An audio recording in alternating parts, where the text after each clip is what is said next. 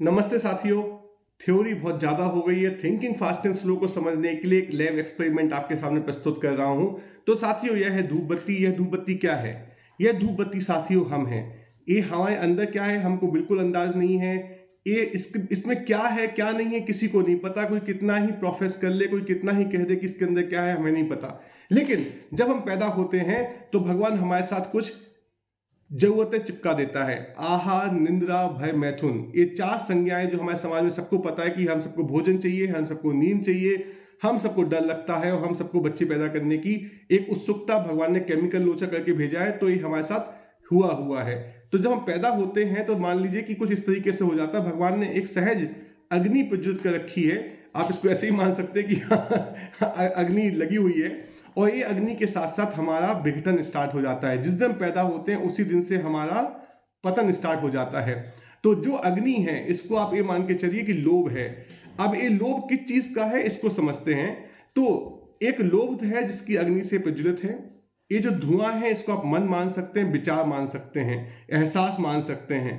तो जब एक घना पास पास होता तो एहसास मान लीजिए, दूर दूर चला गया तो विचार मान लीजिए, और उसके बाद जो भी क्रिया करेगा वो शरीर करता है, वो सब धुआं है। यह सब धुआं है। लेकिन अब साथियों अब समझते हैं कि ये हो गए हम, ये हो गया धुआं मन। तो अब आप समझिए कि अगर इस धूप बत्ती को मैं एक छोटे से कमरे में जला के रखता हूं तो कुछ देर बाद हमें घुटन होने लगेगी, धुआं ज्यादा होना लगेगा, बंद होगा तो हम नहीं रह पाएंगे। यह एक तरीके की मानसिक समस्या हो जाती है। दूसरी मानसिक समस्या क्या हो जाती है कि यदि मैं इस धूप बत्ती को समुद्र तट के किनारे प्रज्वलित कर दूं तो किसी को इसकी खुशबू नहीं आएगी। इसका मतलब कि उसका अगर दायरा फैल गया तो भी इसका कोई असर नहीं होगा, किसी को जीवन का एहसास नहीं होगा। तो साथियों कुछ ऐसा ही है। जब हम बहुत बड़ी जगह में विचरण करते हैं, अपने मन की कोई दायरा तय नहीं करते हैं, यहां से लेके मार्स मंगल ग्रह तक की सोचते हैं, तो हमें जीवन का आनंद नहीं आता। और जब हम एक बहुत ही छोटे दायरे में अपने दो चार लोगों का ख्याल रखते हैं, इतने स्वार्थी हो जाते हैं तो हमें घुटन होने लगती है क्योंकि धुआं ज्यादा हो जाता है। तो साथियों क्या किया जाए? अब समझने कैसे है कि ये अग्नि का उपयोग कैसे किया जाए। देखो साथियों, जब इस अग्नि का मूल आधार मतलब आहार, निंद्रा, भय, मैथुन, जिसके जीवन में जो अग्नि हुई है, यदि उसको लगता है कि हम संसार में सिर्फ स्वयं को आनंदित करने के लिए आए हैं तो उससे की जो अग्नि है बदबू फैलाती है। इसको आप पाप कह सकते हैं, जिसकी बदबू समाज में फैलती है। लेकिन जब हम आहार, निंद्रा, भय, मैथुन का जो भगवान ने अग्नि लगाई है, जब हम यह सोच के उसका विचार करते हैं कि हम सेवा के लिए आए हैं, सिर्फ सेवा के लिए आए हैं और कोई काम नहीं है, और देखने के लिए आए हैं सेवा करते हुए, देखेंगे सेवा करेंगे, देखेंगे सेवा करेंगे, तो यही खुशबू बन जाती है और समाज में सब लोग इसकी तरफ आकर्षित होते हैं। तो साथियों अब इस बुक में क्या बताया गया है कि दो समस्याएं बताई गई हमारे साथ। पहली बात तो ये कि जो हमारा मन है, ऑब्वियसली ये धुआं कहाँ जाएगा किसी को नहीं पता। अब साइंटिस्टों ने पूरी किताब लिख दी कि इस धुएं का नहीं पता क्या कहाँ जाता है, फिर उन्होंने कुछ थ्योरी बता दी। लेकिन क्या आपको लगता है कि कोई भी दुनिया में बता सकता है कि धुआं कैसे मूव करेगा?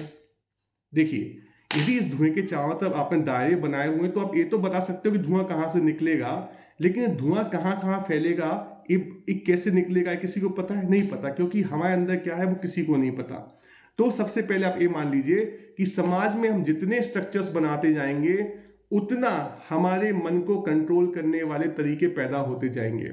ये जितने भी बायसेस हैं वो बायस इस बात की हैं क्योंकि कुछ गंदे गलत तरीके के ढांचे मतलब परिवार का ढांचा, समाज का ढांचा, नेशन का ढांचा, इंटरनेशनल लॉज का ढांचा, तो वो ढांचे ही समस्या हैं जिनकी वजह से हमारा मन सही तरीके से घूम नहीं पा रहा है और हम बायस हो चुके हैं।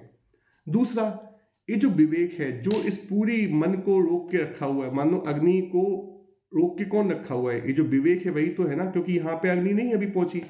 तो आज की डेट में मार्केट तंत्र इस विवेक को भी जलाने पर तुला हुआ है।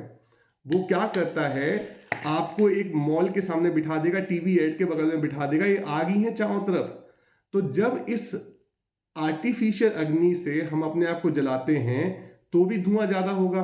और फिर वही बात कि यदि आपका दायरा छोटा है तो आपको ज्यादा घुटन होगी, दायरा बड़ा है तो जिसको खुशबू चाहिए वही तो आपको जला रहा है ना। तो आपको जलाने वाला समुद्र में बीच पे बैठे हुए वो लोग हैं जिनको आपके जलने की खुशबू नहीं पहुंच रही है, बदबू नहीं पहुंच रही है, इसलिए वो आपको जलाने के 10 तरीके और निकाल रहे हैं, आपको 10 जगह से जलाना चाहते हैं। लेकिन फिर क्या फायदा है?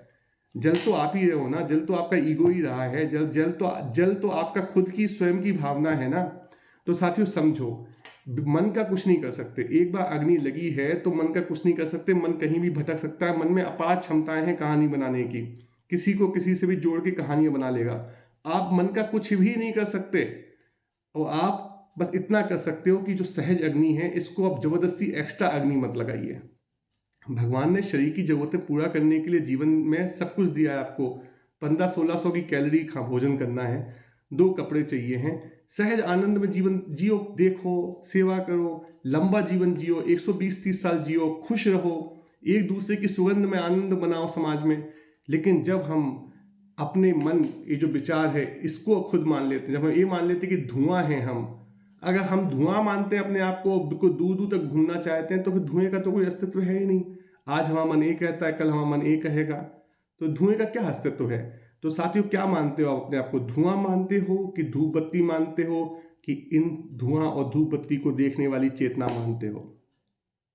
ट्विस्ट है ना साथियों, ना हम ये धूप बत्ती हैं, ना हम ये धुआं हैं, हम ये ज्ञाता दृष्टा हैं, जो देख रहे हैं, जो समझ रहे हैं कि गेम चल कैसे रहा है। बस इतना है कि हमारे देखने मात्र से यदि हम ये जो अहंकार है इसको, क्योंकि इसकी भी जरूरत है, क्योंकि देखने के लिए भी तो कोई एक चश्मा चाहिए ना। ये चश्मा टूट गया तो आप देखोगे कैसे फिर, क्योंकि लाइट को परावर्तित जब तक नहीं होगी तब तक आप देखोगे कैसे। तो जब मैं इसको देखूंगा और ये मुझे इसके थ्रू मैं अपने आप को दोबारा शीशे में देखूंगा, तभी तो मुझे संसार दिखेगा ना साथियों। अगर ये चला गया तो मैं क्या देखूंगा। तो आदमी इस शरीर धारण इसलिए करता है क्योंकि वो देखना चाहता है कि क्या क्या देख, मतलब एक चश्मा चाहिए देखने के लिए, खुद को खुद में देखने के लिए भी एक माध्यम चाहिए। मैं इसको देखूंगा तभी इसको देखूंगा। आप खुद देखिए, सूर्य और पृथ्वी के बीच में अंधकार क्यों कहा जाता है। मतलब सूर्य से पृथ्वी पे रोशनी आती है और सूर्य पृथ्वी के बीच में कालापन है, मतलब उसके बीच में कुछ है ही नहीं परावर्तन के लिए, इसलिए वहां कालापन है। वहां लाइट तो है लेकिन परावर्तन के लिए कुछ नहीं है। तो मनुष्य का जीवन परावर्तन करने के लिए ही है।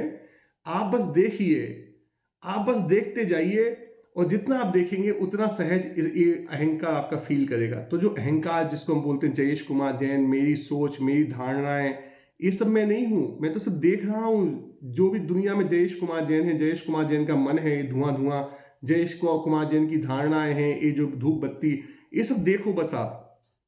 और जब आप देखोगे तो सुख दुख के ऊपर चले जाओगे। फिर ना मन है, ना विवेक है, ना ज्ञान है, ना बुद्धि है, ना सील है, ना सहजता है।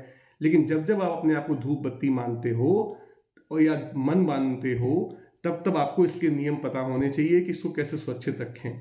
ज़्यादा जलाओ मत अपने अहंकार को, क्योंकि भगवान ने एक लिमिट सेट की है। आप इस जीवन में मान लीजिए कि सिर्फ इतना ही जला सकते हैं, तो इतना ही जला सकते हैं। ज़्यादा जल्दी जला दोगे पागल हो जाओगे, शरीर त्याग करना पड़ जाएगा, कोई फायदा नहीं है।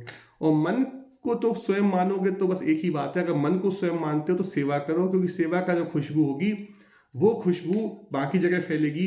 तो उससे आपकी अच्छी धारणा है, जो भी इसको फीलिंग एक्सपीरियंशियल सेल्फ है जो आपका, इसको अच्छा मजा आएगा। क्योंकि जो देखने वाला है ना, उसको लगेगा कि हर जगह पुष्प खिले हुए हैं, हर जगह सुंदरता है, तो वो आनंद में रहेगा।